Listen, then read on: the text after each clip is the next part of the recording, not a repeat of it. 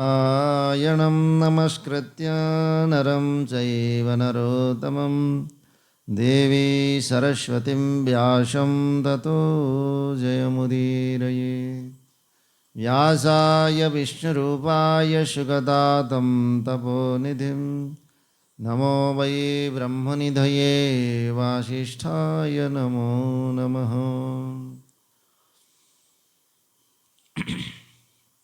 परम प्रेम स्वरूप परम कारुण्य प्रातस्मरणीय परम वंदनीय पूजनीय श्री सद्गुरुदेव के चरणों में बारंबार वंदन और नमन। अखिल ब्रह्मांड नायक परमपिता परमेश्वर भगवान श्री पशुपतिनाथ एवं भगवान श्री भूतेश्वर के चरणों में स्मरण करते हुए समस्त ऋषि मुनि और समस्त देवगण एवं शिवगण को नमन करते हुए यहाँ उपस्थित समस्त दिव्य आत्मस्वरूप सत्संग प्रेमी भगवत प्रेमी सज्जन और भक्तिमयी मातृशक्ति एवं समस्त श्रोतागण, इस प्रकार आज हमारे इस परम पावन ज्ञान यज्ञ के जो कथा के रूप में और भगवत लीला के रूप में हम श्रवण करने हैं और करते हैं, जैसे जैसे भगवत कथा का श्रवण करते हुए आगे की ओर बढ़ते जाएंगे, वैसे वैसे हमारा हृदय में भगवान की उस अमृत विचार अमृत धारा प्रवाहित होने लगता है, जिससे मनुष्य अपने जीवन के समस्त दुखों पाप संताप आदि को भूल करके केवल परमार्थ के लिए जीवन प्रवाहित होना अर्थात हमारा जीवन उसी के लिए जीना, इस प्रकार अगर हमको अनुभव प्राप्त हो जाए तो फिर हमारा ये जीवन सार्थक हो जाता है और व्यक्तिगत रूप से हम अपने जीवन को भगवान की भक्ति में ओतप्रोत कर सकते हैं। अन्यथा भगवत भक्ति को प्राप्त करना इसी संसार में जो सबसे दुर्लभ है। जितना हम भक्ति के विषय में सहज और हमारे अनुकूल समझते हैं, उससे भी हो ज्यादा हमारे लिए बहुत कठिन है, क्योंकि जो भक्ति का सेवा स्वरूप है उस सेवा रूप को ही हम अपने आप में नहीं जानते हैं। अब हमारे शरीर का व हमारे शरीर के अनुरूप जो स्वार्थ या व्यवहार है उसका तो हम पालन करते हैं, लेकिन अन्य की जो जब वो विषय आता है कि मेरे सामने कौन है, क्या है और क्यों है इत्यादि जब हम प्रश्न करते हैं तो उसका उत्तर हमारे पास नहीं होता है। मैंने अपने के लिए भोजन बनाया और भोजन बना करके मैं स्वयं ही उस भोजन से अपने आप को तृप्त कर लिया, परंतु सामने वाला खाया है या नहीं, भूखा है या किस प्रकार का है, या हमारे सामने वो बैठा है तो उसके साथ किस प्रकार व्यवहार करना चाहिए और उससे कैसे व्यवहार करके फिर हमारा जीवन उसी के अनुकूल होना चाहिए, मतलब दूसरे के दुखदायक नहीं होना चाहिए। ऐसा सोच करके अगर हम उस कर्म का आचरण करते हैं तब तो फिर उसको सेवा कहा जाता है। अन्यथा केवल अपने ही अनुकूल समझ करके अपने ही स्वार्थ के लिए जीना या व्यवहार करना उसको व्यर्थ ही कहा जाता है। स्वयं भगवान कहते हैं भुंजन्ते ते त्वघम पापा ये पचन्ति आत्म कारणात्। कर्मयोग में कह रहे हैं कि जो अपने के लिए ही जीता है, अपने के लिए ही सब कुछ आचरण करता है, खाता पीता जो कुछ है, वह ते त्वघम पापा भुंजन्ते, वह अपने ही पाप को खा रहा है। क्यों? क्योंकि ये भगवान संसार के इस सृष्टि में इस प्रकार नियम बनाए हैं कि जो कोई यहाँ पर जन्म ग्रहण करता है वह अनेक प्रकार के प्राणियों का और समस्त इस जगत का कुछ ना कुछ रूप से ऋणी होता है। और वह जब तक अपने अर्जित धन से, अन्न से, जो भी चीज से वह इन प्राणी समूह को बांट नहीं देता है और इन प्राणी समूह को बांट करके ग्रहण नहीं करता है, तब तक वह अपने पाप को ही खाता है। इसलिए भुंजन्ते ते तो अघम पापा, पापा ये जो अपने जीवन का किसी भी रूप में बिना उद्देश्य के निरुद्देश्य होकर के केवल खाना पीना और सोना इतना ही होता है, वह पापा ते, उसको पापा बोलते हैं। पापा मतलब मम्मी पापा नहीं, पापा मतलब जो पाप पूर्ण होता है।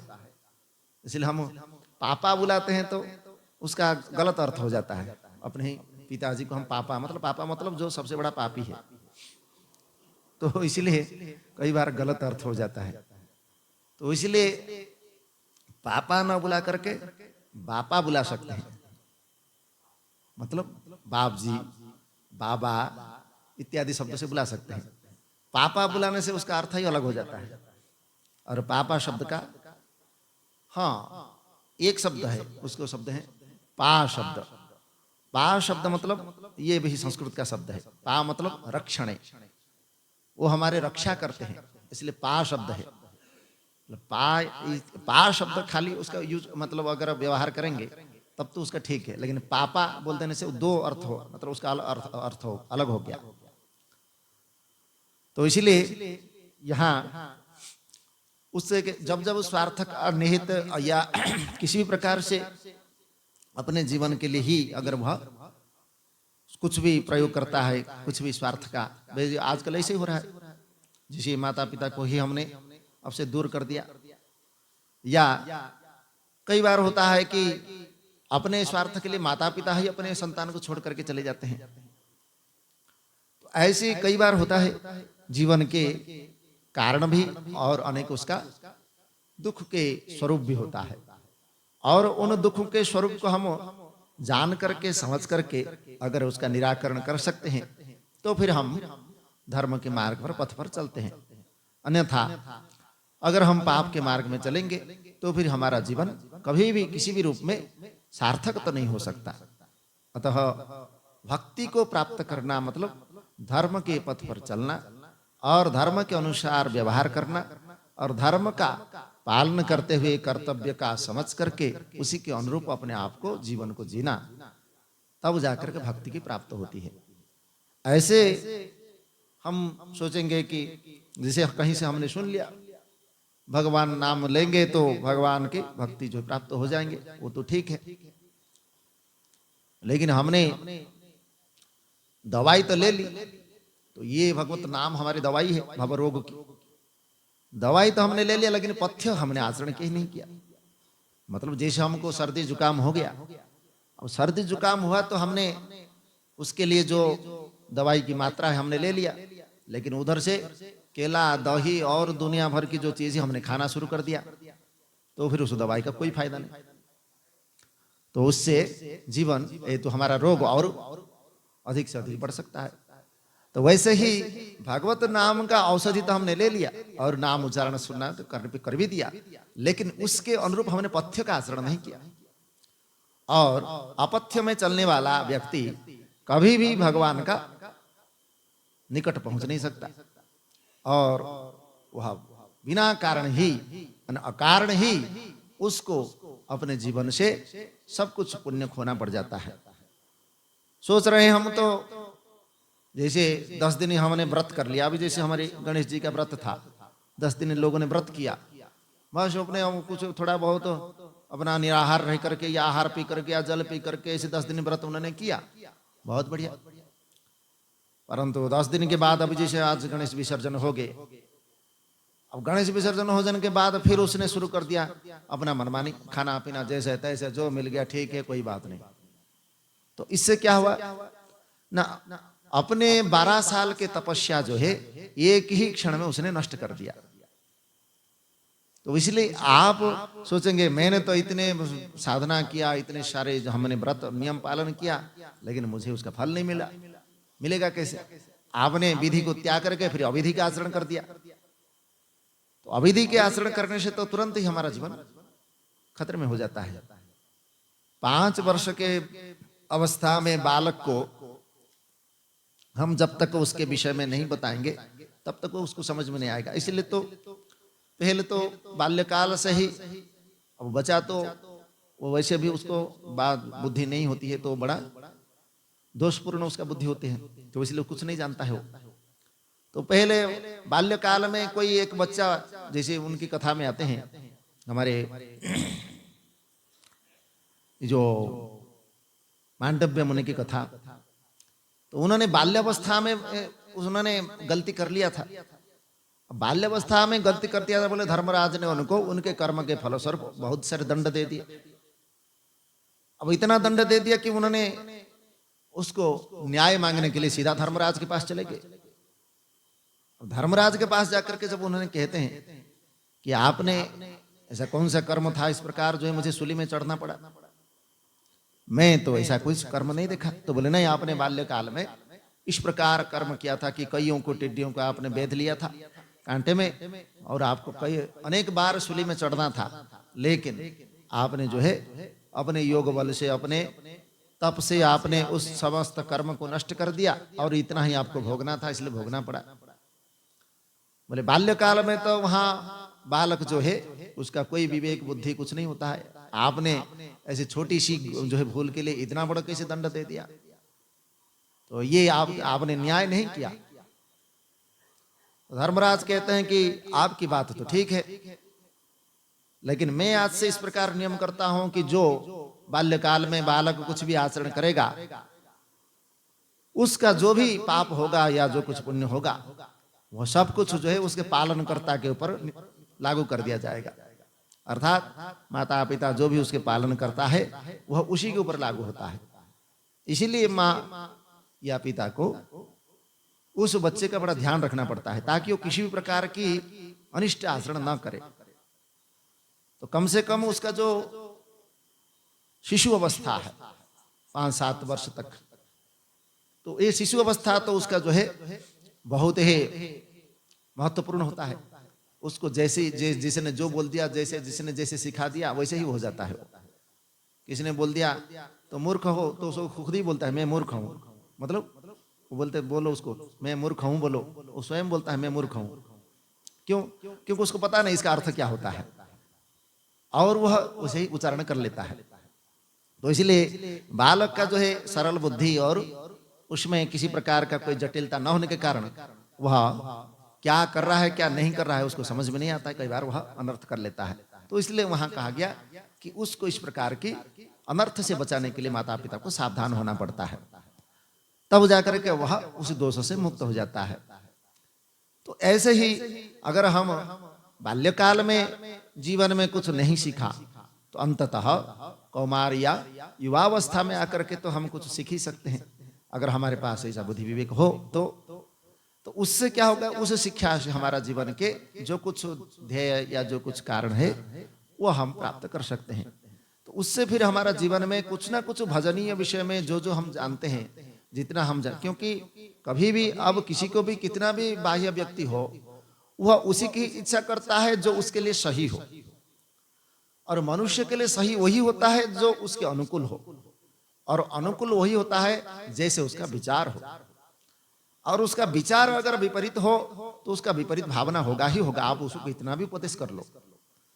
लेकिन अगर उसका विचार जो है शास्त्र के सापेक्ष है और धर्म सापेक्ष है और इसी संसार से निरपेक्ष भाव है, तब जो है उसका विचार सबके अनुकूल और सबको सुख पहुंचाने वाला होता है।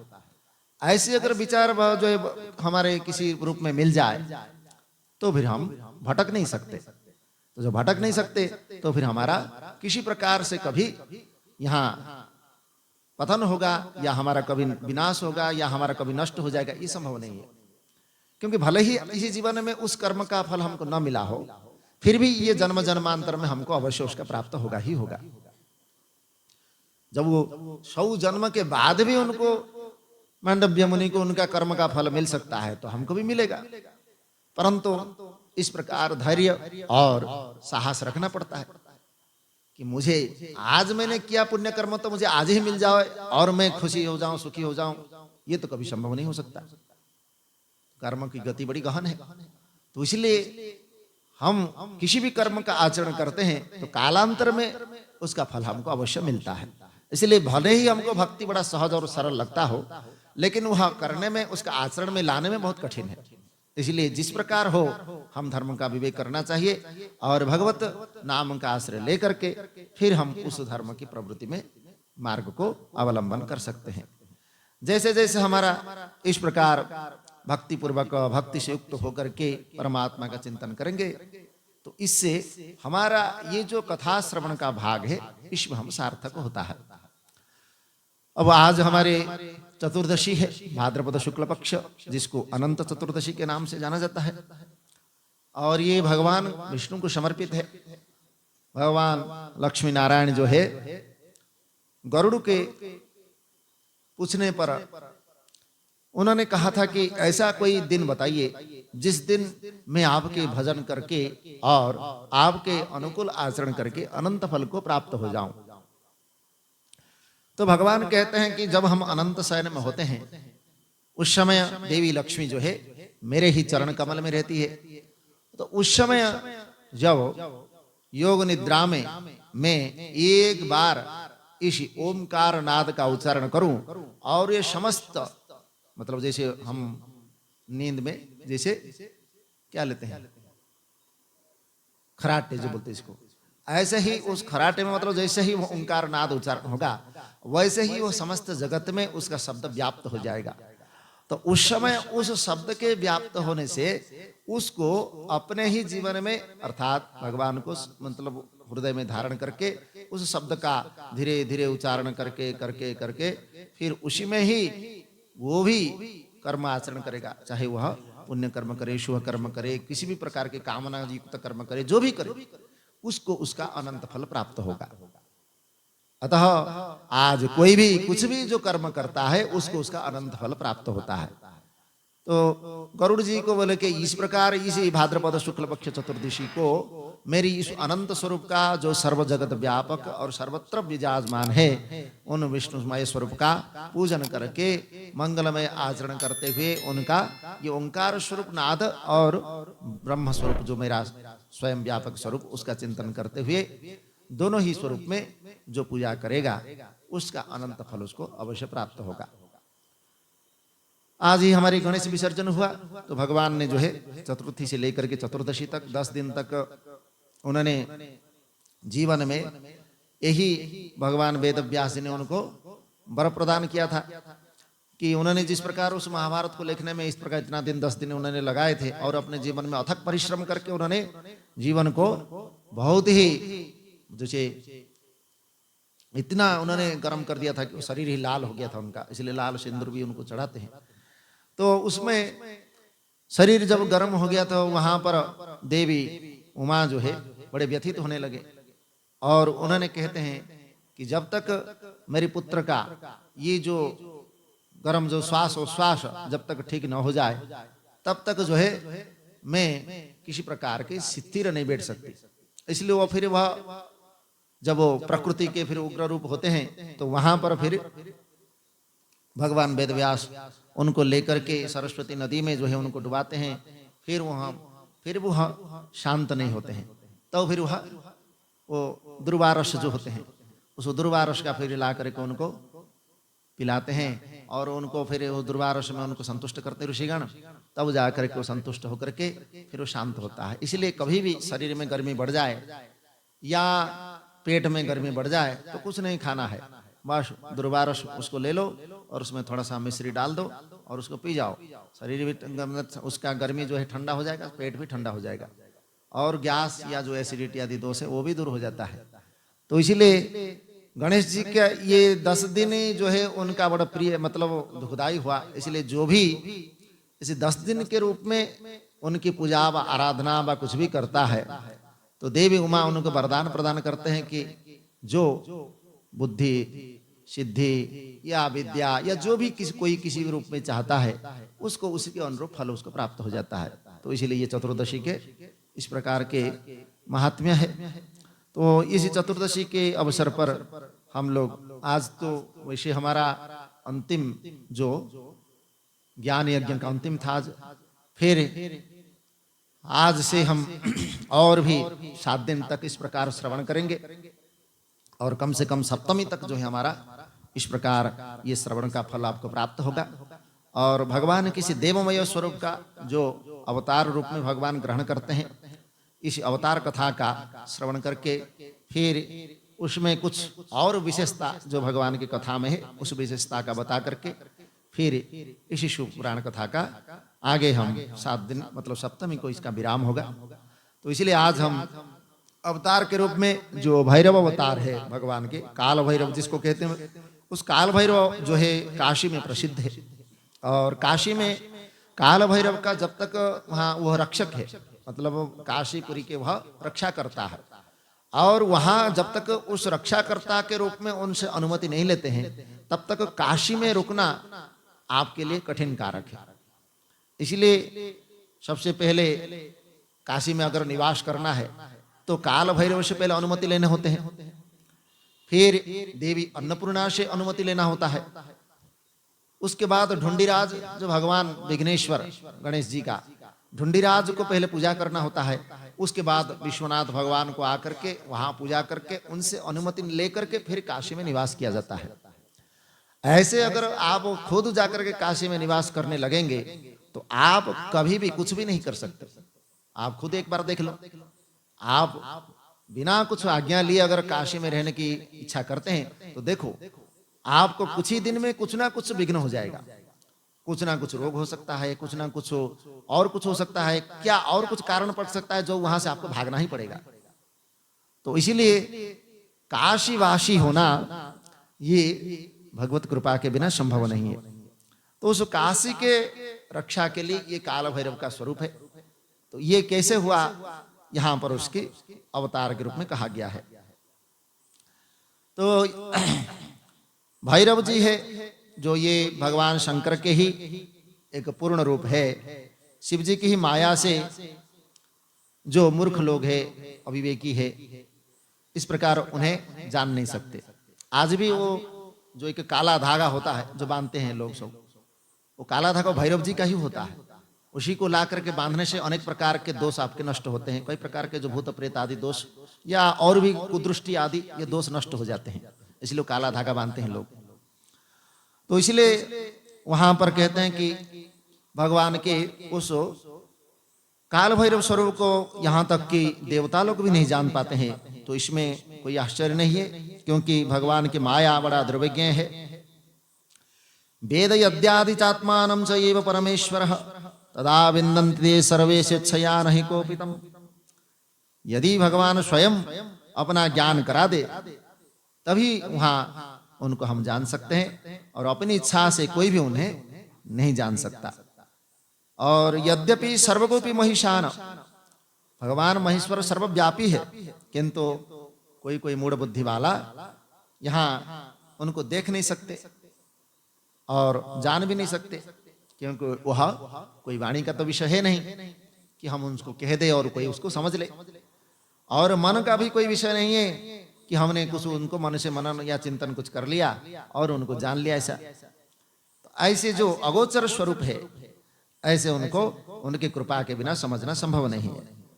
और इस विषय में एक प्राचीन इतिहास है, उनको यहाँ कह रहे हैं कि समस्त देवता और ऋषिगण परम तत्व जानने की इच्छा से सुमेरु पर्वत पर अद्भुत मनोहर शिखर पर भगवान ब्रह्मा के पास जाते हैं। वहां जाकर के देवता और ऋषि कहते हैं कि आप हमें ठीक ठीक बताइए कि अद्वितीय और अविनाशी तत्व इस संसार में क्या है। तत्व तो वद चाभ्यमं किमकम तत्वम अव्ययम। तब यहां माया से मोहित होने के कारण इस प्रकार अव्यय या अविनाशी जो तत्व है उनको जानना बहुत कठिन है। तो इसलिए यहां ब्रह्मा जी कहते हैं कि हे देवताओं ऋषियों, जो मैं कह रहा हूं उसको तुम सुनो। मैं ही जगत का मूल कारण हूं, मैं धाता स्वयंभू अज ईश्वर अनादिभाग ब्रह्म अद्वितीय व निरंजन आत्मा हूं। मैं ही समस्त जगत का प्रवर्तक, संवर्तक और निवर्तक हूं। मुझसे बड़ा कोई दूसरा नहीं है। तो ये तो हुआ अहंकार का स्वरूप।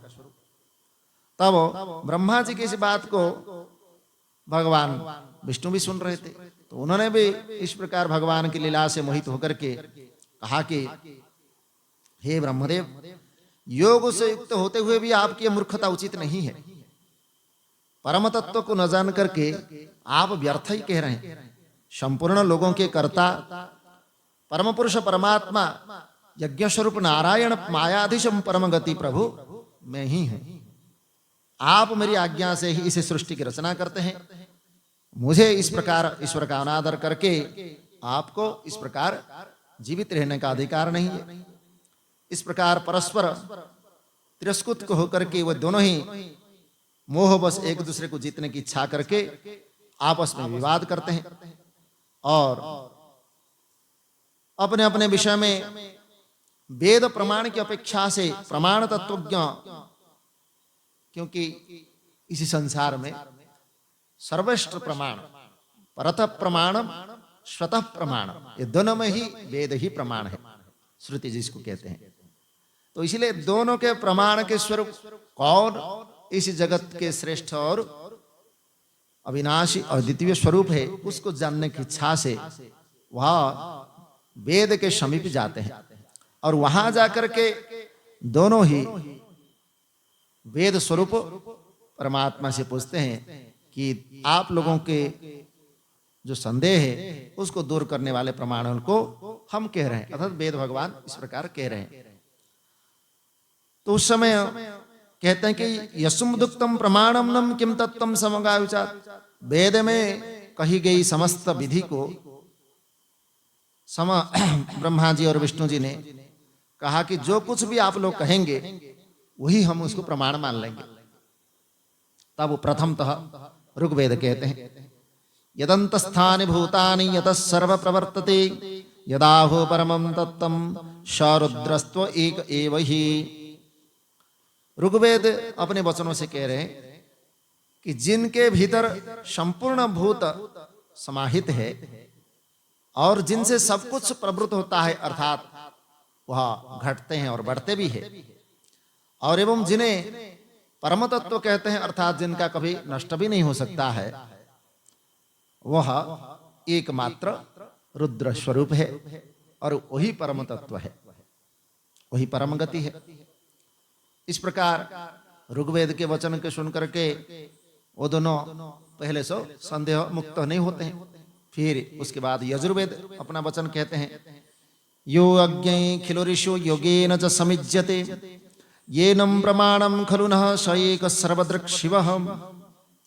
मनुष्य योग एवं समस्त यज्ञादि कर्म के द्वारा जिन ईश्वर की आराधना करते हैं, उपासना करते हैं और जिनसे निश्चय ही हम लोग अपना अस्तित्व का प्रमाणित करते हैं और जिसके अस्तित्व से हम अस्तित्ववान है, वही एकमात्र दृष्टा है, वही शिव है और वही परम तत्व है।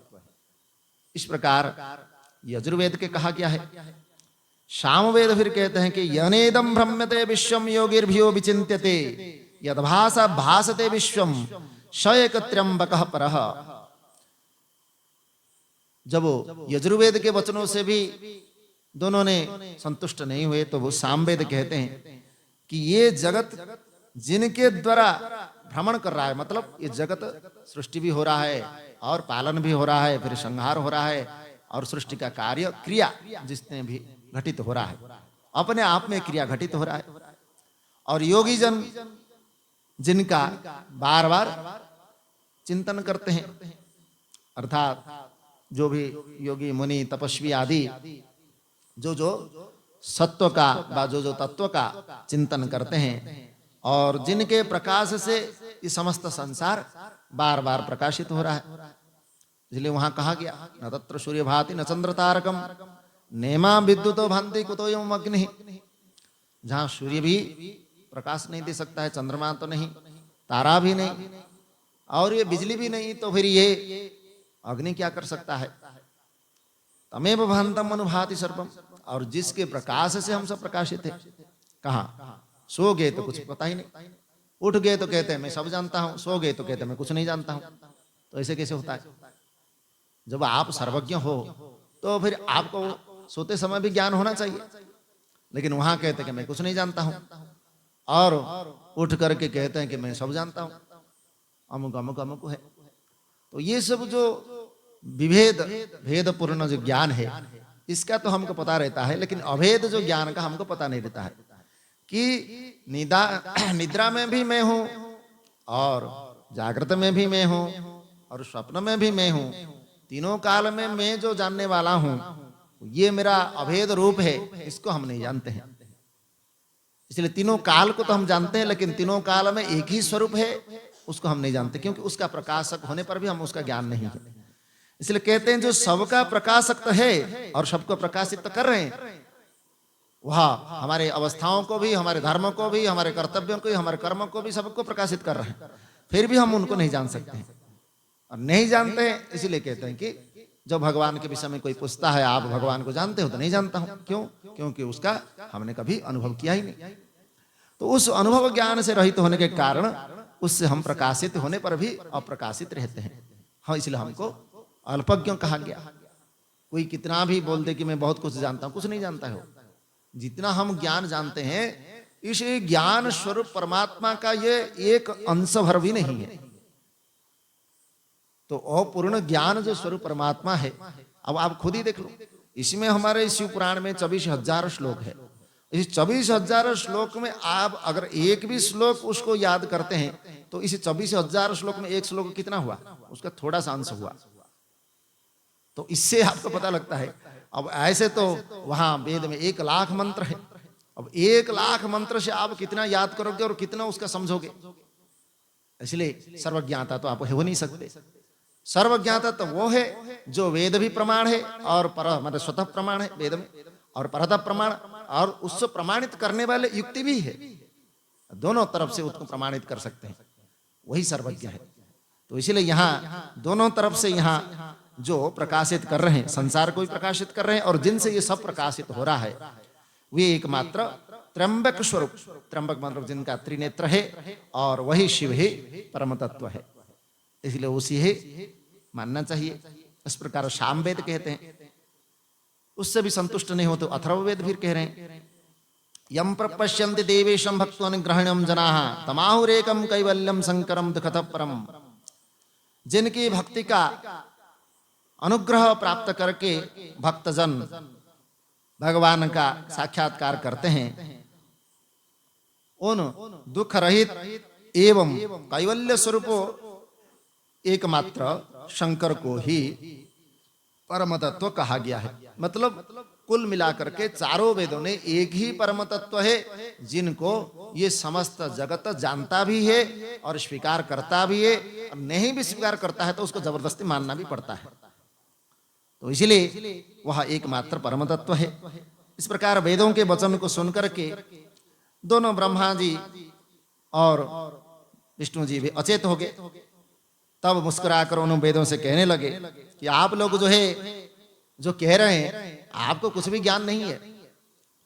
ऐसा ही होता है, जब हम शास्त्र की बात सुनते हैं तो लगता है कि ये शास्त्र में जो कहा गया ये सब व्यर्थ है।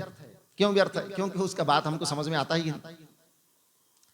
जब तक हम उसका ठीक ठीक जान नहीं लेते हैं, जब तक उसका ठीक ठीक हमारे अनुभव में नहीं आता है, तब तक ये शास्त्र की बात हमको व्यर्थ ही लगेगा। परंतु जो इस परमार्थ पथ पर चल करके इस प्रकार इस अनुभव स्वरूप ज्ञान को प्राप्त करता है, वही उस शास्त्र के इस शब्द के जो स्वरूप है और उसका जो अर्थ है उसको जानता है। तो इसलिए यहाँ जो माया से मोहित होते हैं, वो इस प्रकार वेद के या शास्त्र के कोई भी वचन को वो निरर्थक ही कह सकते हैं। इसलिए यहाँ भी दोनों माया से वशीभूत होने के कारण कहते हैं कि आप लोग ऐसे व्यर्थ ही क्यों प्रलाप कर रहे हो? वेद को तो सब प्रमाण मानते हैं, लेकिन आप व्यर्थ ही कह रहे हो।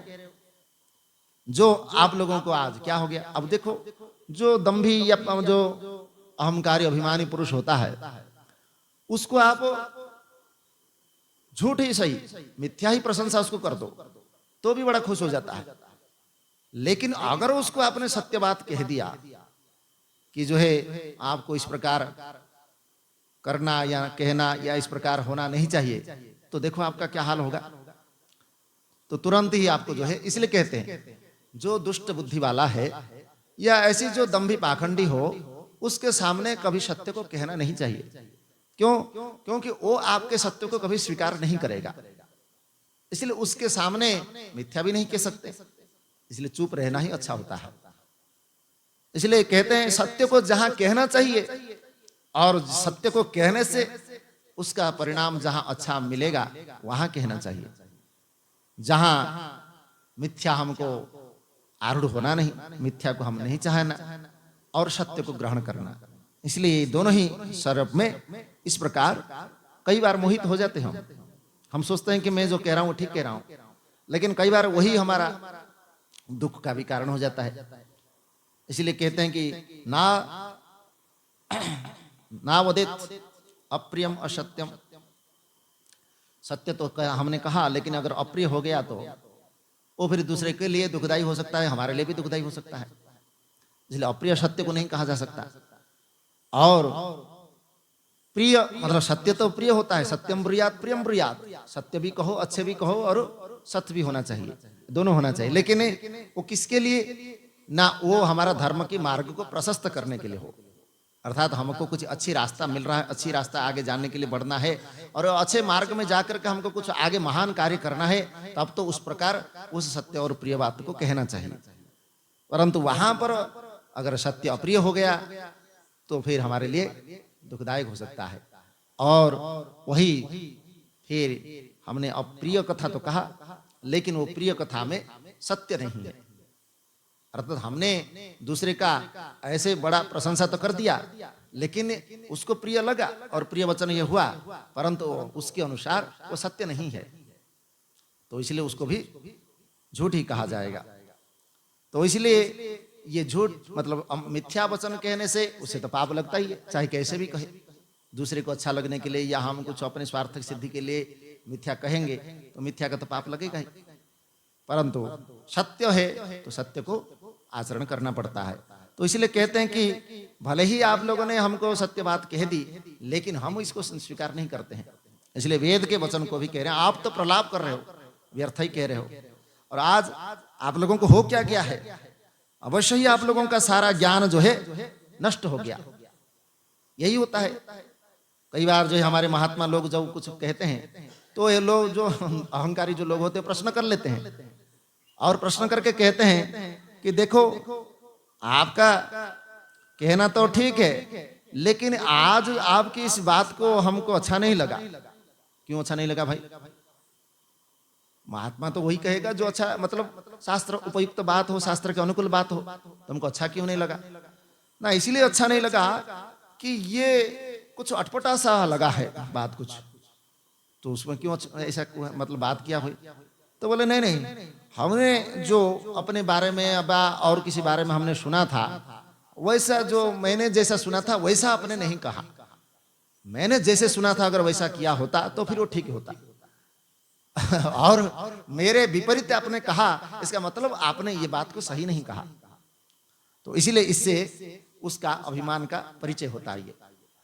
तो यहां कहते हैं कि दोनों ही जो मोहित हो मतलब जो मोह से पड़ा हुआ, आसक्ति से पड़ा हुआ व्यक्ति यही कहेगा। इसलिए कह रहे हैं कि वेद को ही कह रहे हैं कि आप लोगों का जो ज्ञान है, जो श्रेष्ठ ज्ञान है, वो क्या हुआ? नष्ट हो गया, या आप ज्ञान का ही अपने खोगे। तो कथम प्रमथनाथ असौ रममाण निरंतरम। भगवान को जो स्वरूप ने हम ऐसे कहते हैं, अरे भगवान क्या होते हैं? भगवान कुछ नहीं होता है, ऐसे ही सब बात का बतंगड़ बना के ऐसे ही बता देते हैं, कुछ नहीं है, ऐसे ही कह रहे हैं दोनों मोहित होकर के। मतलब हमारी बात यहाँ पुराण में कहा जा रहा है। तो कहते हैं कि जो दिगंबर है, पीत वर्ण वाले है, धूल धूसरित है, निरंतर जो है ऐसे ही भूत प्रेत के साथ रहने वाले है, अत्यंत विकृत रूप वाले है, जटाधारी है और बैल पर सवारी करने वाले हैं, सर्पों का आभूषण धारण करने वाले हैं, और जो निसंग किसी के संग में नहीं रहते हैं, जो समस्त संसार से अलग है, वो परम तत्व कौन हो सकता है? वो ब्रह्म कैसे हो सकते हैं? ऐसे ही प्रश्न होता है। और उस समय उन दोनों की बात को सुनकर के सर्वत्र व्यापक निराकार प्रणव ने मूर्तिमान प्रकट हो जाते हैं और प्रणव स्वरूप कहते हैं। नईशो भगवान शक्त्या ह्यात्मनो व्यतिरिक्तया लीला रूपधारे हर भगवान रुद्र अपनी शक्ति के बिना कभी भी रमण करने में समर्थ नहीं होते हैं। अर्थात उनको जो शक्ति है उनके साथ है। कल ही अर्धनारीश्वर का स्वरूप पढ़ा था। दोनों ही पुरुष और नारी के मतलब शक्ति और पुरुष के रूप में दोनों ही विराजमान है। इसीलिए वह स्वयं इस संसार को शक्ति के द्वारा रचना करते हैं और स्वयं उसमें रमण करते हैं। तो इस प्रकार सर्वव्यापक तत्व होने के कारण वही परम तत्व है और वही परमेश्वर शिव सनातन तथा स्वयं ज्योतिष स्वरूप है और शिवा उनकी आह्लादनी शक्ति है। अतः कोई ऐसा आगंतुक नहीं है कि कोई आ गया और उनके साथ, जैसे हम कहते हैं कई बार प्रश्न होता है तो उसमें बोले कि राधा जी जो है जो उनके परम प्रेम स्वरूपा है उससे विवाह न करके फिर रुक्मिणी जी के साथ भगवान ने क्यों विवाह किया, क्यों किया, प्रश्न है। तो उसका कारण है भगवान कहते हैं कि ये जो राधा का जो स्वरूप है वो मेरे ही आह्लादनी शक्ति है और मेरे ही आह्लादनी शक्ति का इसी संसार में जहां केवल दुख अनिष्ट और अनेक प्रकार के कातरता में पीड़ित था, वहां पर अगर ये प्रेम का स्वरूप न हो तो फिर ये संसार संसार नहीं देता है। यहां हमारे सबके हृदय में प्रेम विराजमान है, इसलिए हम सब एक परिवार, एक समाज, एक संसार के रूप में विचरण कर रहे हैं। अगर ये प्रेम नहीं होता, भले ही वो सार्थक हो, लेकिन वो प्रेम है इसलिए उसका हम उसमें अपने आप को समाहित करते हैं और अपने विचारों को, अपने विवेक और जो भी हमारे कर्म को सबको विनिमय करते हैं और सबके साथ हम जीना सीख जाते हैं। ये प्रेम का ही कारण है। अगर ये प्रेम ना होता तो फिर मनुष्य अपने जीवन को धारण करने में, आधार बनाने में समर्थ नहीं होता। तो जहां पर इस प्रकार दुख कातरता और अनेक प्रकार के अवहेलना जहां होती है, जैसे कई बार होते हैं, हम कई बार सोचते भी कि एक बच्चा जो है जन्म दिया माँ ने और उसको ऐसे त्याग दिया, ऐसे कैसे हो सकता है। जहां पर माँ की ममता होती है वहां बच्चा को कैसे त्याग सकता है। और ये ममता कहां से आया, ये उसी का ही प्रेम का स्वरूप है। और जब तक हमारे पास ये ममता है तब तक हम उस बच्चे से अलग नहीं हो सकते हैं। तो अगर किसी ने किसी बच्चे को छोड़ दिया तो यह निर्दयी है, उसके पास कोई दया नहीं, कोई ममता नहीं, किसी प्रकार का नहीं, उस व्यक्ति के पास प्रेम का कोई गुण नहीं होता है। इसलिए ऐसा करता है वो, इसलिए वो तिरस्कार करता है। तो इसलिए जो आह्लादनी शक्ति है, परम प्रेम स्वरूपा है, वो भगवान से अलग नहीं है। और जो हमसे अलग होता है उसके साथ विवाह किया जाता है। हमसे जो अलग ही नहीं है उसके साथ विवाह कैसे हो सकता है। तो इसलिए ये स्वयं राधा जो है स्वयं प्रेम स्वरूप भगवान की आह्लादनी शक्ति है, इसलिए उनसे वह अभिन्न है और जो अभिन्न तत्व है उनसे विवाह नहीं हो सकता है। लेकिन रुक्मिणी ये भगवती देवी लक्ष्मी के स्वरूपा है, इसलिए भगवान रुक्मिणी से विवाह करते हैं, राधा जी से नहीं। इसलिए राधा कृष्ण का नाम इसलिए लिया जाता है कि भगवान स्वयं जो पुष्टि पुरुषोत्तम है, जैसे भगवान राम श्री मर्यादा पुरुषोत्तम है, इसी भगवान से पुष्टि पुरुषोत्तम, इसलिए सबको पूर्णता देने के लिए भगवान ने अपना 16 कला लेकर के अवतार हुए थे कृष्ण अवतार में। इसलिए कहीं भी आप देखो भगवान को कहीं जो जहां जहां वो कहते हैं वहां पर कृष्णो वाच, बस श्री कृष्णो वाच बोल के कहीं नहीं कहा गया है, श्री भगवान वाच। भगवान वाच क्यों ना, सारा कला, समस्त जगत की कला उनके पास था, इसलिए तो हो किसी भी कार्य किसी रूप में भी कर सकते थे। अब लीला भी करते हैं, मनुष्य की जैसा लीला भी करते हैं, उधर अपना विश्व रूप भी दिखाते हैं। तो ऐसा तो तभी संभव है जब भगवान स्वयं अपने समस्त कलाओं को लेकर के अवतरित होते हैं। मर्यादा पुरुषो मतलब राम अवतार में मानव लीला तो भगवान करते हैं, लेकिन कभी उन्होंने इस प्रकार चमत्कार नहीं किया। सेतु पार मतलब समुद्र को पार करने के लिए भी सेतु बनाते हैं। और कई बार रावण आकर के जब वहां सामने खड़ा हो जाता है और वह फिर ध्यान में चले जाता है, भगवान का ध्यान करता है, तो फिर भगवान उसको तीर नहीं मारते हैं। तो कहने का तात्पर्य है कि वहां ठीक मानव मतलब मनुष्य की लीला में भगवान मर्यादा का पालन करते हैं रामावतार में, लेकिन यहां नहीं करते। वो यहां तो उनका नीति है कि जो जिस प्रकार जिस उद्देश्य को प्राप्त होना चाहता है उसको वैसे ही गति दे देते हैं। कंस को उन्होंने पहले समझाते हैं, लेकिन कंस नहीं समझता है तो उसको उसी प्रकार गति प्राप्त कराते हैं। कई बार उसको चेतावनी दिए। वैसे ही सब जो जहां जिसका भगवान ने उद्धार किया सबको उन्होंने चेतावनी दिया। शिशुपाल, उसको भी उन्होंने चेतावनी दी, देखो भाई तुम अपना गलती सुधार लो, अब आगे तुम्हारा अच्छा नहीं होगा। कई बार उसको चेतावनी दी, लेकिन उन्होंने सुना ही नहीं। तो जैसे को तैसा फिर उसका कर्म फल होता है। तो इसीलिए यहाँ जब जब भगवान का इस प्रकार अलग अलग स्वरूप हम उनका चिंतन करते हैं तो अलग अलग रूप में हम उनका आनंद और प्रेम को प्राप्त करते हैं। इसलिए मूर्तिमान स्वरूप जब भगवान किसी ना किसी रूप में अवतार लेते हैं तो उस अवतार का उनको दर्शन करते ही, भले ही आज हम उनको दर्शन नहीं कर पा रहे हैं, लेकिन उनका गुणगान करके, उनका लीला का स्मरण करके उसी रूप में हम उनको चिंतन करते हैं। इसलिए जो भक्त होते हैं भगवान के, वो वैसा ही चिंतन करते हैं जैसा भगवान ने उनके लीला को किया है। उस लीलाओं में या भगवान के अवतार के कथाओं में किसी प्रकार का उनको संदेह नहीं होता है। तो इसलिए कई बार हमको संदेह हो सकता है, क्योंकि पुराणों की कथा ही ऐसा है। ये तो एक मीठी गोली है। इसलिए वेद के कथा को हम समझने में बड़ी मुश्किल होता है, क्योंकि वेद की जो वचन है ये सूत्र रूप है।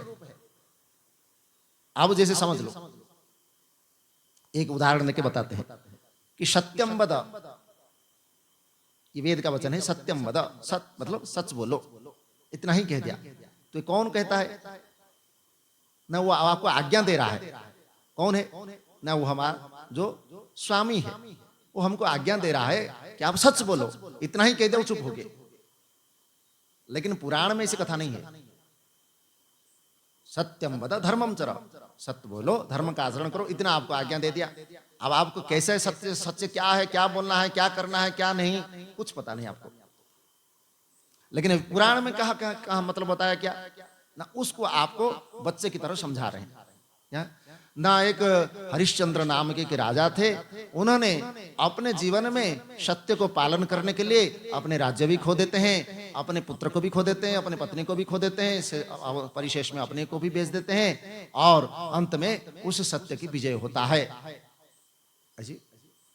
तो हमने यहाँ समझ गए ये शीघ्र, वहां सत्य बोलो इतना समझ में नहीं आया, लेकिन यहाँ समझ गए कि सत्य को पालन करते हुए कहाँ कहाँ किस समस्या का कैसे कठिन परिस्थिति आएगा और कहाँ हमको अपना अनुशासन रखना है।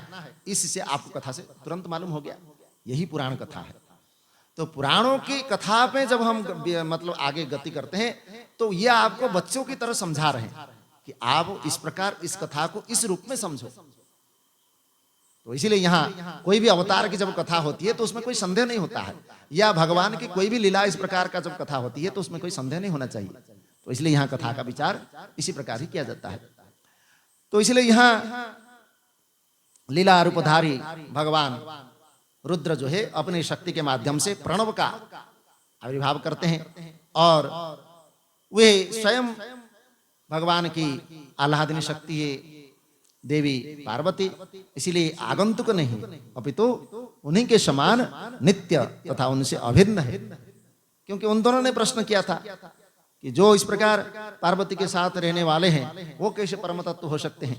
तो इस प्रकार इन्होंने कहा था, तो असो ही परमेशान।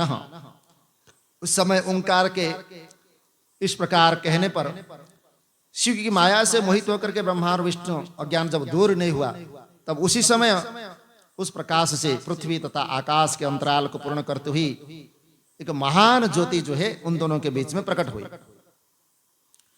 तो वहां पर एक अद्भुत शरीर वाले पुरुष को ब्रह्मा और भगवान विष्णु ने देखते हैं। तब क्रोध के कारण ब्रह्मा जी का जो पांच सिर था पहले ब्रह्मा जी का, अभी तो चतुर्मुख है, तो पांचवा सिर जो है वो जलने लगा। मतलब क्रोधित होकर के, जैसे क्रोध होने से हमारा मुंह जो है तुरंत ही उसका बदल जाता है, स्वरूप ही बदल जाता है। बोलते हैं, हम कहते हैं अरे भाई दूसरे को देख करके क्यों जल रहा है, वही बात हुई। तो इसलिए यहाँ उस अद्भुत शरीर को देख करके ब्रह्मा जी क्रोधित होते हैं, और दोनों के मध्य वह विचार कर ही रहे थे कि उतने में वह महापुरुष त्रिलोचन नील लोहित सदाशिव के रूप में दिखाई पड़े। हाथ में त्रिशूल धारण किए हुए, मस्तक पर नेत्र एवं सर्प एवं चंद्रमा को आभूषण किए हुए हैं। तो ब्रह्मा जी कहते हैं कि ओहो कोई बात नहीं, मैं जानता हूं, डरो मत। तुम कौन हो? मैं जानता हूं। तुम पूर्व समय में मेरे ही ललाट प्रदेश से रोते हुए उत्पन्न हुए थे और पहले मैंने ही रोने के कारण तुम्हारा नाम रुद्र रखा था। तुम मेरा ही पुत्र हो, मेरी शरण में आओ और मैं तुम्हारी रक्षा करूंगा। यही अभिमान का वचन होता है। इसके बाद ब्रह्मा की अहंकार वाणी को सुनकर के भगवान शंकर जो है उसके ऊपर रुष्ट हो जाते हैं और उस समय परमेश्वर शिव अपने क्रोध के द्वारा अपने परम तेजस्वी देदीप्यमान भैरव नामक एक पुरुष को उत्पन्न करते हैं और उनसे कहते हैं, हे काल भैरव, सर्वप्रथम तुम इसी ब्रह्मा जी को दंड दो। तुम साक्षात काल के सदृश हो और तुम कालराज नाम से विख्यात होगे। विश्वम भर्तुम समर्थोषि भरणाद भैरव स्मृतः ततो भष्यति कालोपि ततस्तम काल भैरव।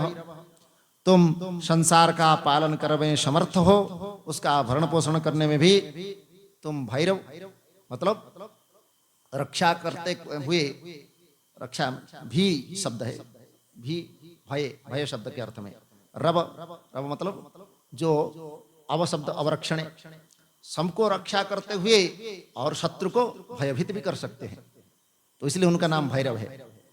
तो यह तुमसे काल भी डरेगा, इसलिए आज से तुम्हारा नाम काल भैरव हो जाएगा। बोलो काल भैरव भगवान की। तो कह रहे हैं देखो, तुम रुष्ट होने पर दुष्ट आत्मा जो है उसको मर्दन करोगे, इसलिए आमर्दक तुमको कहा जाएगा। और तुम जो भी भक्त है उन भक्तों के पाप का तत्काल भक्षण करोगे, इसलिए तुम्हारा नाम पाप भक्षण भी होगा। और सब पुरियों में जो श्रेष्ठ पुरी है, जो मुक्ति धाम मेरी काशीपुरी है, तुम सदा उसके अधिपति बने रहोगे और वहां जो भी पापी मनुष्य होंगे उनके शासक जो है तुम ही रहोगे, अर्थात उन पापियों का, दुष्टों का वध तुम ही करोगे और उस अच्छे बुरे कर्म का लेखा जोखा तो चित्रगुप्त ही रखेंगे। काल भैरव ने इस प्रकार के वचन को सुनकर के ब्रह्मा जी को दंड देने के लिए अपने बाएं उंगलियों के नखों के अग्रभाग से ब्रह्मा जी के जो पांचवा सिर है उसको काट देते हैं और जो अंग अपराध करता है उसी को दंड देना चाहिए। अतः जिस सिर ने निंदा की थी उस पांचवें सिर को ही उन्होंने काट दिया। इसलिए आज भी है, यहां तो हमारे नहीं है लेकिन वहां पर है अरब देश में। अरब देश में यह नियम है कि जिसने चोरी किया हो, जिस हाथ में उसने चोरी किया हो, उस हाथ को काट देते हैं। वहां इस प्रकार से दंड विधान है।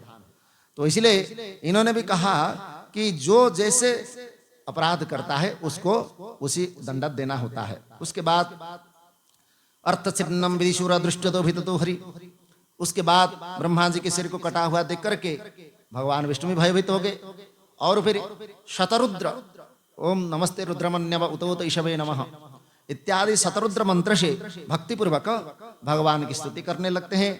फिर ब्रह्मा जी भी भयभीत होकर के शतरुद्र मंत्र का जप करते हैं। फिर दोनों ही भगवान के मंत्र से अहंकार रहित हो जाते हैं और उन दोनों का ये ज्ञान हो गया कि साक्षात शिव ही सच्चिदानंद लक्षण से युक्त परमात्मा है। और ये उत्तम शुभ वचन को सुनकर के कि वो अहंकार से रहित होकर के, क्योंकि जब तक अहंकार हमारे अंदर रहता है तब तक हम ज्ञान से शून्य होते हैं। अहंकार का त्याग करने पर ही मनुष्य कोई भी अध्यात्म ज्ञान जो है उस अध्यात्म ज्ञान का अधिकारी होता है। इसलिए हम ऐसे, हमारे पास तो आजकल सब कुछ उपलब्ध है, घर में पुस्तक पढ़ करके भी हम ज्ञान प्राप्त कर सकते हैं, ऐसे और भी दूसरे साधनों से भी ज्ञान प्राप्त कर सकते हैं, लेकिन वह ज्ञान हमारा अधूरा होता है, मतलब वो हमारा अहंकार को बढ़ाने वाला होता है। तो इसलिए कहते हैं कि आचार्याद हेव विद्याम साधिष्ठम प्राप्त, गुरु के सम्मुख बैठ करके गुरु से प्राप्त किया ज्ञान ही हमको सिद्धि प्रदान करता है। उसके अलावा हमको ऐसे तो विद्या हम रट करके पढ़ करके सीख लेंगे, जैसे हम स्कूल में बच्चे पढ़ लेते हैं, लेकिन वो विद्या ज्यादा देर उसके स्मृति में नहीं रहता है। थोड़ी समय में उस स्कूल की शिक्षा पूरा हो जाने पर धीरे धीरे उस विद्या को भूल जाता है और वो जितना अपना प्रयोग में लाता है उतना ही विद्या को जानता है। उसके अलावा दूसरी विद्या सब भूल जाता है। जैसे उसने परीक्षा में बहुत सारे सब्जेक्ट के विषय में लिखा था, बहुत सारे सब्जेक्ट उसने याद किया था, लेकिन वो भूल जाता है सब। क्यों? क्योंकि वो जो विद्या उसने प्राप्त किया है वह उसका केवल भौतिक व्यवहार के लिए और भौतिक उन्नति के लिए किया था उसने। और जहां उसका जितना भौतिक उन्नति करना था, जितना उसको अर्थ आदि प्राप्त करना था, उसने कर लिया, बाकी विद्या को भूल गया। लेकिन ये जो अध्यात्म विद्या है, ये विद्या कभी नष्ट होने वाला नहीं। इसलिए भगवान कहते हैं सर्व विद्याओं में मैं अध्यात्म विद्या हूं। क्यों अध्यात्म विद्या नष्ट नहीं होता है? क्योंकि यही एक जो है सनातन मार्ग है। इस अध्यात्म विद्या के माध्यम से ही हम सनातन तत्व को जानने में समर्थ हैं, अन्यथा और कोई भी आपके लिए रास्ता यहाँ नहीं है। तो इसलिए इस अध्यात्म विद्या का जब हम ग्रहण करते हैं, उसमें किसी प्रकार का कोई और नियम लागू नहीं हो सकता। अतः अहंकार का त्याग करने पर ही मनुष्य इसी परम तत्व को जान सकता है या इस अध्यात्म विद्या का अधिकारी होता है। इसलिए भगवान विश्वेश्वर अहंकार को नाश करते हैं, क्योंकि वह गर्व को हरण करने वाले कहा गया है। इसके बाद दोनों ही भगवान विष्णु अहंकार रहित हो जाते हैं और फिर कपर्ति भैरव उनको कहने लगते हैं। मतलब भगवान को फिर कपर्दी एक नाम है उनका। कपर्दी मतलब जिसका एक दृष्टि से समस्त संसार मतलब काल भी जिसमें भयभीत हो सकता है। और भैरव से इस प्रकार उनको भैरव रूप कहा जाने लगा। तब भगवान कहते हैं कि हे भैरव, ये ब्रह्मा एवं विष्णु तुम्हारे मान्य है, तुम ब्रह्मा के कटे हुए इसी कपाल को धारण करो और ब्रह्म हत्या को दूर करने के लिए संसार के समक्ष व्रत प्रदर्शित करो। कपाल व्रत नाम एक होता है, उस कपाल व्रत धारण करके तुम निरंतर भिक्षा आचरण करो। जैसे हम कई बार गोहत्या कर देते हैं, गाय की जैसे हम हत्या करते हैं तो गोहत्या दोष लगता है। तो मनुष्य को उस गोहत्या दोष से रहित होने के लिए अपने घर सब त्याग करके भिक्षाटन करके उसको कई दिनों तक, कम से कम 21 दिन तक उसको भिक्षाटन करके भिक्षा करना पड़ता है। मतलब स्वयं उसको भोजन उस भिक्षा से प्राप्त करना होता है। और वह कुछ दूसरा नहीं, मतलब जो एक ही वस्त्र उसको पहन सकता है और स्नान करके अपना उचित कर्म का आचरण करके, मतलब ऐसा करना पड़ता है गोहत्या से रहित होने के लिए। और उसमें फिर अगर जैसे गाय को रस्सी बांधते समय वह गाय जो है मृत हो गई तो उसको दोष लगता है, इसलिए अपने गली में रस्सी डाल करके फिर भिक्षाटन करना पड़ता है, भिक्षा मांगना पड़ता है। ये सब प्रायश्चित कर्म है। तो इसलिए कहते हैं कि ये जो कपाल व्रत है, इस कपाल व्रत को धारण करके तुम निरंतर भिक्षाचरण करो। इस प्रकार काल भैरव से कह करके उनके देखते ही देख ब्रह्महत्या नामक कन्या को उत्पन्न करके तेज रूप भगवान शिव उनसे कहते हैं कि तुम उग्र रूप धारण करने वाले इन भयंकर काल भैरव के पीछे पीछे तब तक चलो जब तक ये वाराणसीपुरी तक नहीं जाते। अर्थात इनके वाराणसी में जाते ही तुम ऐसे ब्रह्म हत्या दोष से मुक्त हो जाओगे। और वाराणसीपुरी को छोड़ करके, मतलब काशी को छोड़ करके ब्रह्म हत्या रूपी दोष का सर्वत्र प्रवेश हो सकता है, लेकिन काशीपुरी में नहीं हो सकता है। इसलिए कहते हैं कि सर्वत्र तुम्हारा प्रवेश होगा लेकिन काशी में नहीं होगा। इसलिए इस प्रकार ब्रह्म हत्या को उसके यात्रा के लिए नियुक्त करके भगवान फिर अंतर्हित होते हैं। इस प्रकार ये भैरव अवतार की कथा है, जिसमें भैरव स्वरूप का भगवान के इसमें वर्णन किया गया। और फिर यहाँ भैरव का जो लीला है भगवान के, उस लीला का यहाँ पर वर्णन किया गया है कि वहाँ किस प्रकार उन्होंने अपने ही स्वरूप में रहते हुए विश्वेश्वरोपि भक्ता नो भक्ता काल भैरवे ते लभन्ते महादुखम काश्याम चैव विशेषतः। जो काशी में रह करके भगवान विश्वनाथ में तो भक्ति करते हैं परंतु काल भैरव की भक्ति नहीं करते हैं, वो विशेष रूप से महादुख को प्राप्त होते हैं। इसलिए जो मनुष्य वाराणसी में रह करके भी काल भैरव का भजन नहीं करता है, उसके पाप शुक्ल पक्ष के चंद्रमा के समान बढ़ते हैं। अर्थात धीरे धीरे वृद्धि होगा पाप। इसलिए काल भैरव का पहले उनको पूजा करना होता है। इस प्रकार जो मंगलवार, चतुर्दशी तथा अष्टमी के दिन काशी में काल भैरव का भजन नहीं करता है, उसका भी पुण्य कृष्ण पक्ष के चंद्रमा के समान क्षीण हो जाता है। ब्रह्म हत्या को दूर करने वाले भैरव उत्पत्ति संज्ञक इस प्रकार इसी कथा को श्रवण करके भी संपूर्ण पाप से मुक्त हो जाता है। जो मनुष्य मार्गशीर्ष मास के कृष्ण पक्ष की अष्टमी तिथि को, जिसको भैरवाष्टमी कहते हैं, इस प्रकार उस अष्टमी तिथि को काल भैरव की सन्निधि में उपवास करके जागरण करता है, वह भी महान दुख से, महान पाप से मुक्त हो जाता है। और जो मनुष्य अन्यत्र भी भक्ति पूर्वक जागरण सहित इस व्रत को करेगा, मतलब काशी में न करके भी दूसरे जगह पर भी अगर करता है, तो भी वह महापापों से मुक्त हो सकता है। प्राणियों के द्वारा लाखों जन्म में किया गया जो पाप है, वह सभी काल भैरव के दर्शन करने से लुप्त हो जाता है। जो काल भैरव भक्तों का अपराध करता है, वह भी मनुष्य दुखी होकर के दुर्गति को प्राप्त होता है, इसलिए भक्तों को दुख नहीं दिया जाता है। इस प्रकार भैरव के अब जो उसको कपाल मोचन तीर्थ बोल के कहा जाता है, क्योंकि वहां काशी में जाकर के वह कपाल, जो उनका ब्रह्मा जी का जो कपाल लगा हुआ होता है, वो कपाल गिर जाता है और वहां गिर करके वहां एक सरोवर हो जाता है। तो उसको वहां कपाल मोचन नाम से वो तीर्थ प्रसिद्ध है। तो वहां ब्रह्मा के जो है कपाल पृथ्वी पर गिरा था, इसलिए अपने हाथ से ब्रह्मा के कपाल को गिरता हुआ देख करके जो है सबके सामने वह परमानंद को प्राप्त होते हैं। और दूसरा जो ब्रह्मा जी का कपाल है, वह भ्रमण करते हुए परमेश्वर हाथ से कहीं नहीं छूट पाया। वह काशी में, मतलब हाथ में तो लग गया था, और वह हाथ से ही उन्होंने काट दिया था उन शरीर को, तो हाथ में लग गया था, तो हाथ से छूट ही नहीं रहा था कहीं भी। लेकिन जैसे ही काशी में गए और छूट करके गिर गया। तो शूल धारण करने वाले शिव जी, जो ब्रह्म हत्या कहीं भी नहीं दूर हो सकी, वह काशी में आते ही क्षण भर में नष्ट हो गई। इसलिए काशी को ही ब्रह्म हत्या दोष के लिए सेवन करना चाहिए। और जो मनुष्य काशी में रह करके कपाल मोचन नामक उस उत्तम तीर्थ का स्मरण करता है, उसका यहाँ अथवा अन्यत्र किया हुआ पाप शीघ्र ही नष्ट हो जाता है। तो इसी श्रेष्ठ तीर्थ में आकर के विधि विधान के अनुसार वहाँ इस पितृपक्ष में बहुत वहां जाते हैं, क्योंकि पितृपक्ष में पितरों की तर्पण होती है।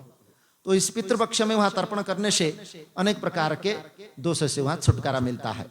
और कपाल मोचन नामक तीर्थ को भैरव भक्तों के समूह का भक्षण करते हुए, मतलब उनके जो पाप को भक्षण करते हुए वहीं पर विराजमान होते हैं।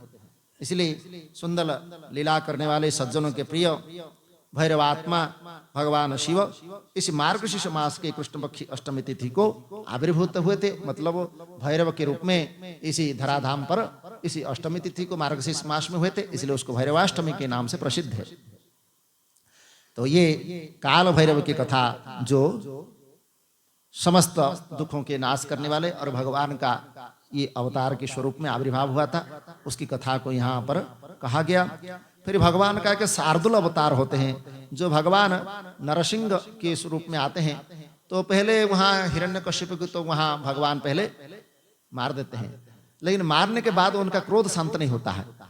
तो वहां पर फिर भक्त प्रहलाद को भेजते हैं। तो भगवान भक्त प्रहलाद को आलिंगन करके उनको अपने गोद में बैठाते हैं। तो उस समय भगवान उनका क्रोध का स्वरूप तो थंडर तो कुछ हो जाता है, लेकिन संपूर्ण रूप से उनका क्रोध शांत नहीं होता है। तो वहां पर भगवान स्वयं वीरभद्र को भेजते हैं, लेकिन वीरभद्र की बात को सुनते नहीं। भगवान नरसिंह जो है और क्रोधित हो जाते हैं। तब भगवान के शार्दुल अवतार होते हैं। इसी शार्दुल अवतार में भगवान जाकर के वहां पर भगवान नरसिंह को उनके स्वरूप का जो विचार है, उस स्वरूप का विचार यहाँ प्रदान करते हैं कि आप किसका, आप क्या स्वरूप है, आपका क्या स्वरूप था, आप पालन पोषण करता क्या है क्या नहीं है, और उन सब जो विषय है यहाँ पर बताते हैं। फिर भगवान की उस शार्दुल स्वरूप से सुन करके वहाँ, शार्दुल मतलब ये भी एक शेर का ही स्वरूप है।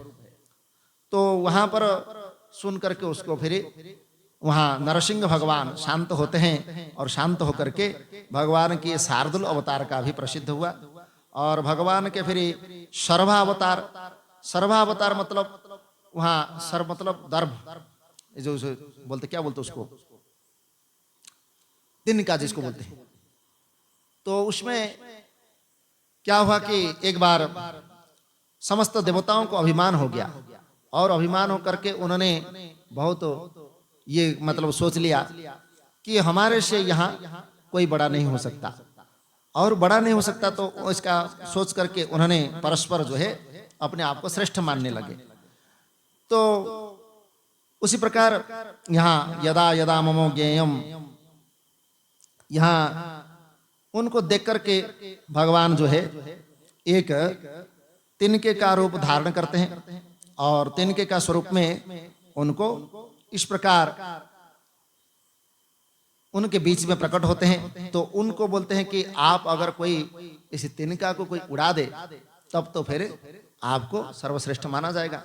तो सारा देवता जो है उसमें उस तिनका को उड़ाने की चेष्टा करते हैं, लेकिन उस तिनका को उड़ा नहीं पाते हैं। तो वह यक्ष, ये भगवान का यक्षेश्वर स्वरूप है। तो यक्षेश्वर बोल के वहाँ यक्ष के रूप में आते हैं, तो उस तिनका को उड़ा नहीं पाते हैं।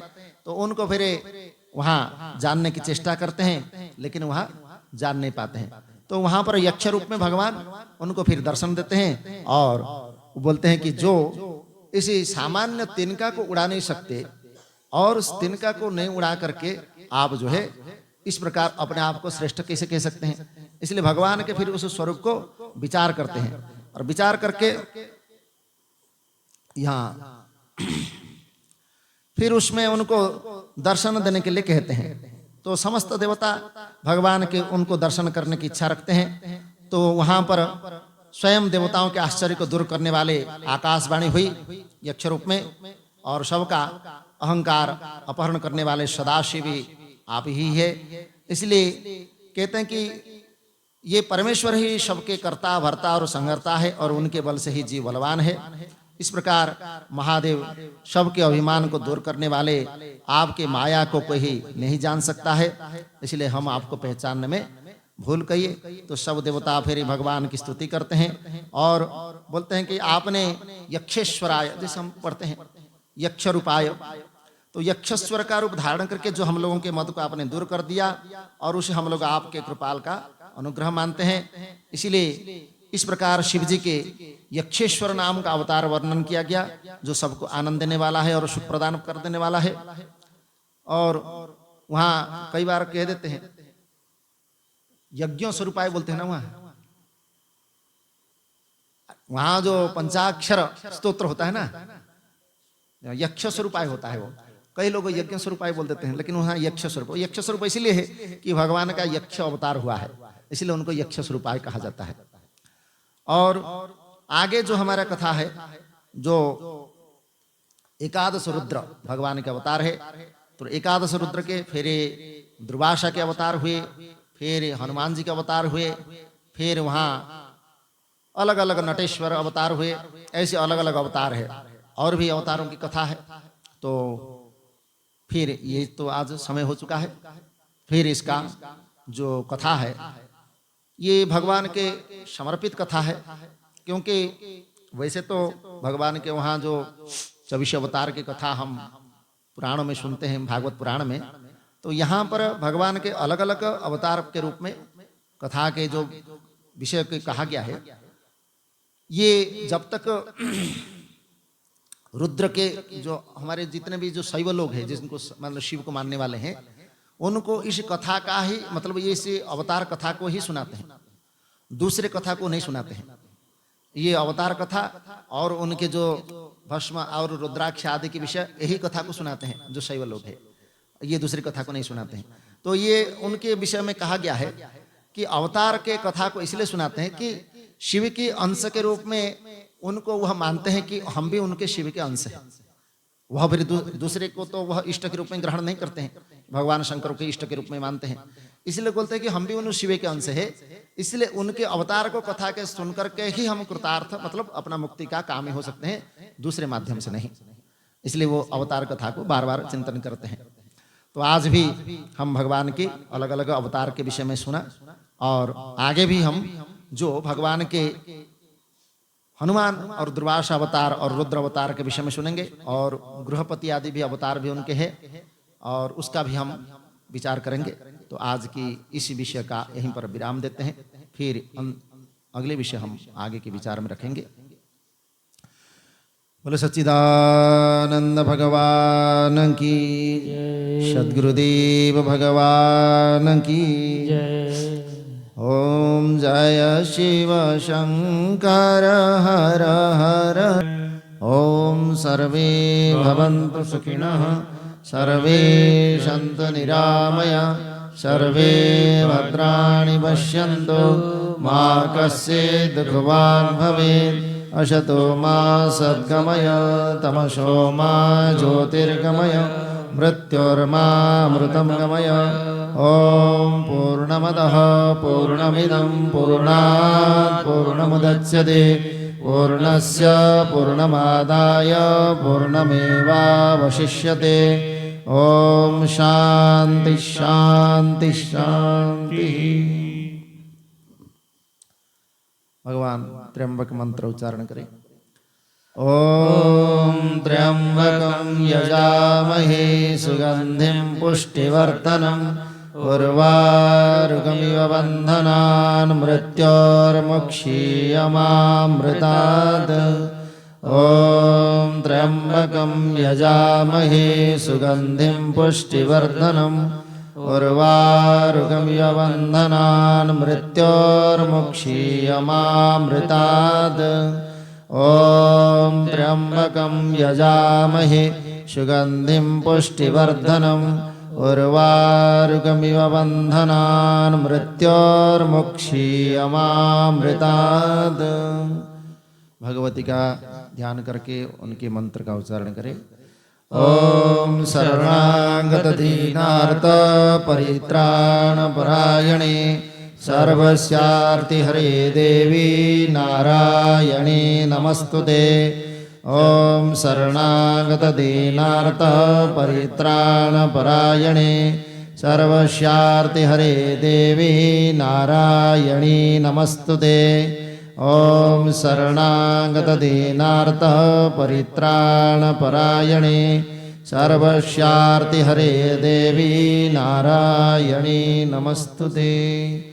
ओम शांति शांति शांति।